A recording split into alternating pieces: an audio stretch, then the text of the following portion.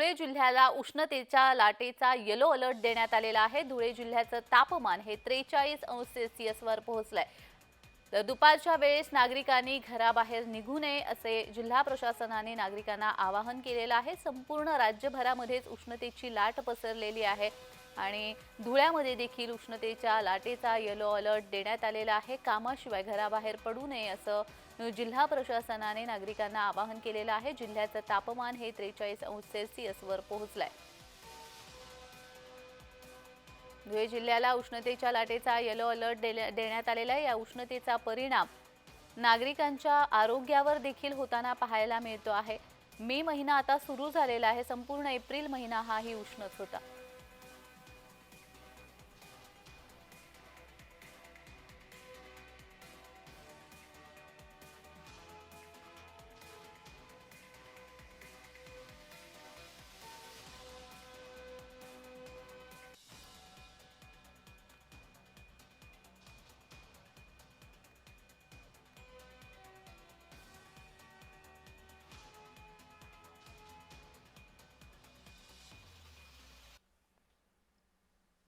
तर आपल्यासोबत आपले काही प्रतिनिधी जोडलेले आहे। अकोल्यामधून वर्षा मोरे आपल्यासोबत जोडलेले आहे, बुलढाण्यामधून प्रफुल्ल खंडारे आणि धुळ्यामधून तुषार परदेसी आपल्यासोबत जोडलेले आहे। मी सर्वात आधी तुषारकडे जाते। धुळ्यामध्ये तुषार येलो अलर्ट देण्यात आलेला आहे, उष्णतेचा काय अधिकचा तपशील आहे? धुळे जिल्ह्याला हा सध्या आता 43°च्या पुढे हा तापमानाचा पारा गेलेला आहे।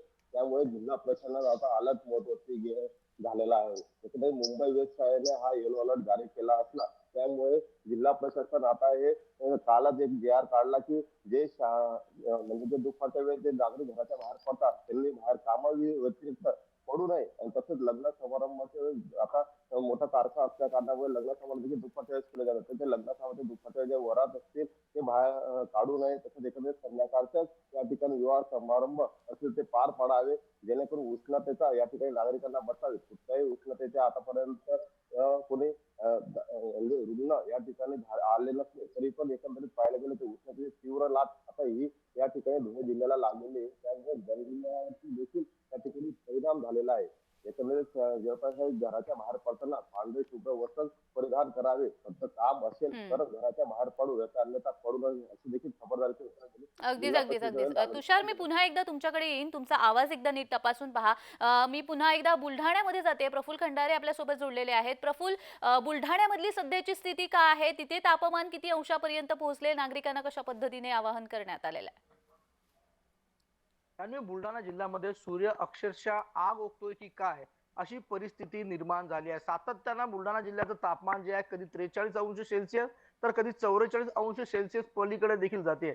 सर्वात जास्त फटका जो बसतोय तो बुलढाणा जिल्ह्याच्या घाटाखालील भाग असलेल्या खामगाव तालुक्याला आणि परिसराला। गेल्या काही दिवसापासून अनेक उष्माघाताचे रुग्ण देखील या परिसरामध्ये आढळून आलेले आहे। जिल्हा प्रशासनानं वेळी संपूर्ण वाढत्या तापमानाची नोंद या ठिकाणी घेतलेली आहे आणि प्रत्येक शासकीय रुग्णालयामध्ये उष्माघात कक्षाची देखील स्थापना या ठिकाणी करण्यात आलेली आहे। एकंदरीतच बुलढाणा जिल्ह्यामध्ये वाढत असलेलं तापमान पाहता नागरिकांना घराबाहेर पडू नये, महत्वाचं काम असेल तर उन्हापासून बचावात्मक जे काही साधनं आहे ते घेऊन बाहेर पडावं असं आवाहन प्रशासनाकडून सातत्यानं केलं जात आहे। तरी बुलढाणा जिल्ह्यामध्ये या ठिकाणी 2 जणांना या उष्माघाताच्या फटक्यातून मोठा त्रास जावा लागला। एक जीव देखील या उष्माघाताने बुलढाणा जिल्ह्यात गेलेला आहे। त्यामुळे सातत्यानं वाढत असलेलं बुलढाणा जिल्ह्यातील तापमान नागरिकांच्या जीवाची लाहीलाही करत असल्याचं चित्र बुलढाण्यामध्ये पाहायला मिळत आहे। खामगाव परिसरामध्ये दुपारच्या वेळेला अक्षरशः कर्फ्यू सदृश्य परिस्थिती जी आहे ती आपल्याला पाहायला मिळते। नागरिक रस्त्यावर फिरकताना दिसत नाही आणि अत्यंत महत्वाचं काम घेऊन नागरिक जे घराबाहेर पडलेले आहे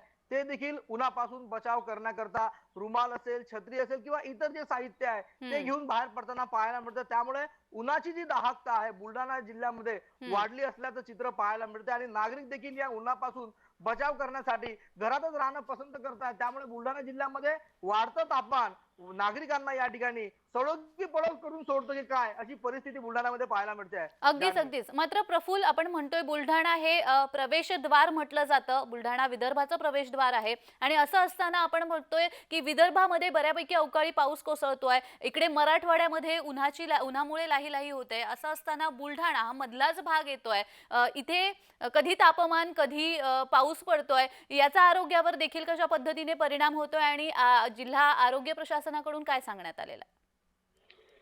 जान्हवी, बुलढाणा या संपूर्ण प्रदेशाचा जर का विचार केला तर अजिंठा पर्वत रांगा आणि सातपुड्याच्या पर्वत रांगाला लागून असलेला हा संपूर्ण प्रदेश आहे आणि विदर्भाचा निश्चितच प्रवेशद्वार बुलढाण्याला म्हटलं गेलेलं आहे. बुलढाणा विशेषतः दोन भागामध्ये विभागून गेलेला आहे आणि बुलढाण्यामध्ये घाट एक ज्ञानगंगा जे आहे मोठं अभयारण्य आहे, दुसऱ्या बाजूला अंबाबर्वा सारखं मेळघाटातील देखील अभयारण्य आहे. तरी देखील बुलढाणा जिल्ह्यातला जो काही खामगाव सारखा परिसर आहे तो या ठिकाणी वाटी सदृश्य परिसर असल्यामुळे, सखोल परिसर असल्यामुळे या ठिकाणी उन्हाची जे दाहकता आहे ते सातत्याने वाढत गेल्याचं आपल्याला पाहायला मिळालेलं आहे. गेल्या काही वर्षाचा जर का आपण या ठिकाणी रेकॉर्ड तपासून पाहिला तर खामगाव तालुक्याचं तापमान जे आहे बऱ्याचदा देशात सर्वोच्च तापमानाची नोंद जी काही आहे खामगाव मध्ये झाल्याचं पाहायला मिळतं आणि खामगाव मध्ये सातत्याने वाढत जात असलेलं जे काही तापमान आहे ते आरोग्यावर देखील विपरीत परिणाम करत आहे. गेल्या काही काळामध्ये अवकाळी पावसानं देखील मोठ्या प्रमाणाचा फटका जो आहे तो बुलढाणा जिल्ह्याला दिला होता. त्यातून कुठेतरी शेतकरी आणि सर्वसामान्य सावरत असताना आता उन्हाचा हा जो फटका आहे तो सर्वसामान्य नागरिकांना बसतोय. निश्चितच त्याचा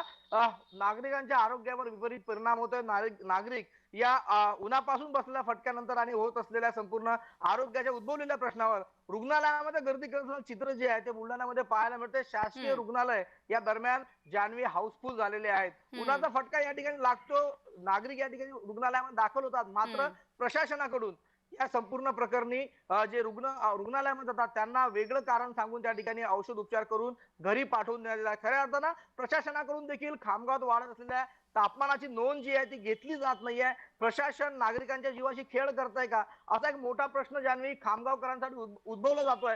सातत्यानं मागणी होते की ज्या पद्धतीनं बुलढाण्याला थंड हवेचं ठिकाण मानलं जातं त्याच पद्धतीनं खामगाव देखील उष्ण हवेचं किंवा उष्णकटिबंध परिसर जो आहे तो मानला जातोय. त्यामुळे खामगावमध्ये शासकीय उष्णतेची नोंद करणारं एखादं यंत्र असावं, त्याचबरोबर या ठिकाणी मोठ्या उपाययोजना केल्या जाव्या असा संपूर्ण परिस्थिती असताना प्रशासनाकडून मात्र काही उपाययोजना जी आहे तापमानाच्या नोंदीच्या अनुषंगाने केल्या जात नाहीये. त्यामुळे नागरिकांचा जो प्रशासनावरचा रोष आहे तो देखील एका बाजूला पाहायला मिळतो आणि दुसऱ्या बाजूला उष्माघातातून जे काही रुग्ण निर्माण झालेले आहेत ते रुग्णालयामध्ये गर्दी करतायत. जान्हवी, अगदीच अगदीच. आपण आपल्यासोबत अकोल्यामधून वर्षा मोरे जोडलेले गेले आहेत. आपण वर्षाकडे जातोय. वर्षा, अकोल्यामधली काय परिस्थिती आहे? कारण अकोला हा सुद्धा मराठवाड्याच्या पट्ट्यामध्ये येतोय. दुष्काळी सदृश परिस्थिती त्या ठिकाणी काही अंश असते. सध्या तिथली परिस्थिती काय? जान्हवी, अकोल्यात सुद्धा जे आहे ते सूर्य जे आहे आग ओकताना दिसतोय आणि काही दिवसाआधी जे आहे तो पारा जो आहे 45 अंशापर्यंत पोहोचलेला होता आणि आता जो आहे 44.3 अंशावर आहे. हाच जो पारा होता तो शनिवारी जो आहे 44.9 अंशावर गेलेला होता आणि प्रशासनाने सुद्धा काही जे आहेत सूचना दिलेल्या आहेत की घराबाहेर पडताना स्कार्फ, रुमाल आणि टोपी घालूनच घराबाहेर पडावे. शक्यतो काम असल्यास घराबाहेर पडावे, विनाकारण कोणी घराबाहेर पडू नये. आपण माझ्या मागे पाहू शकता सकाळचे 9 वाजलेले आहेत जान्हवी आणि या जे आहे घरामधून जे आहे रोज नित्य नियमाने जो कामावर जे लोक जाणारे होते ते आता घराबाहेर पडताना सुद्धा म्हणजे घराबाहेर जे आहे ते पडत नाही आहेत आणि आता जे वातावरण जे आहे 45 अंशाच्या वर जाण्याची शक्यता सध्या वर्तवण्यात आली आहे. अगदीच अगदीच अगदीच अगदीच. आपण संभाजीनगर मध्ये जातोय. संभाजीनगरहून विजय चिडे आपल्यासोबत जोडले गेलेले आहेत. विजय, संभाजीनगर मधली काय परिस्थिती आहे? कारण आपण पाहतोय की ही जी उष्णता वाढते आहे, 40 अंशाच्या पुढेच तापमान गेलेलं आहे. असं असताना डोळ्यांना देखील त्रास व्हायला लागलेला आहे नागरिकांच्या, असं समजतंय. काय अधिकचा तपशील?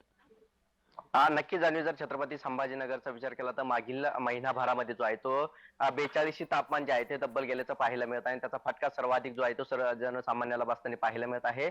अनेक रुग्ण जे आहेत ते सध्या डोळ्याचे आजार जो आहे तो जडत असल्याचा पाहायला मिळत आहे. सध्या जर पाहिलं छत्रपती संभाजीनगरच्या रुग्णालयामध्ये जे आहे ते आता डोळ्याचे रुग्ण जे आहे ते वाढत जात असल्याची माहिती मिळत आहे. सध्या जर पाहिलं तर अनेक नागरिकांना 300हून अधिक रुग्ण जे आहेत ते आता डोळ्याचे छत्रपती संभाजीनगरमध्ये वाढत आहेत. त्याचबरोबर ताप आणि उलट्या याचे देखील रुग्ण जे आहे ती संख्यात मोठी वाढ झाल्याची या ठिकाणी पाहायला मिळत आहे. त्यामुळे आता उन्हाचा फटका जो आहे तो बसताना पाहायला मिळत आहे. त्याचबरोबर उष्माघाताच्या रुग्णांची संख्या देखील छत्रपती संभाजीनगरमध्ये सर्वाधिक वाढताना पाहायला मिळत आहे. सौम्य उष्माघाताचे रुग्ण सापडत आहे.